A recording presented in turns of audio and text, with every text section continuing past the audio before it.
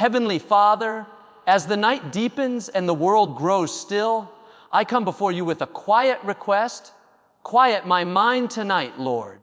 Quiet the racing thoughts, the worries I haven't spoken aloud, the stress that still lingers in my body even after the day is over. Quiet the voices that make me feel like I'm not doing enough, or that I am not enough. Lord, you know me fully. You know the way my thoughts can spiral from small things to great fears. You see the way I try to carry it all on my own. But tonight, I release it. I lay it all down at your feet.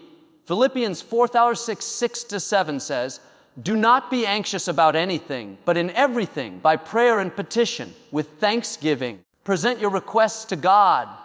And the peace of God, which transcends all understanding, will guard your hearts and your minds in Christ Jesus." So here I am, presenting my burdens, asking for peace, surrendering my thoughts to you. I know I can't control tomorrow. I know I can't fix everything overnight, but I also know I don't have to, because you are God and you are good. You see the weight I carry. You hear the questions I don't even know how to ask, and you whisper, "Be still and know that I am God." So I breathe slowly. Inhale your peace. Exhale my fears.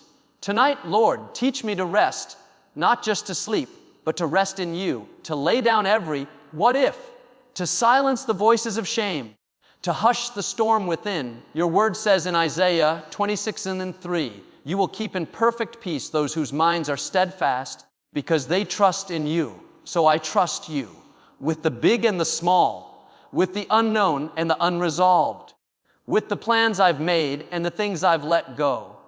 Wrap me in your presence like a blanket. Let my room be filled with your nearness. Let your angels surround me, and let your spirit hover gently as I sleep. I don't need a perfect tomorrow.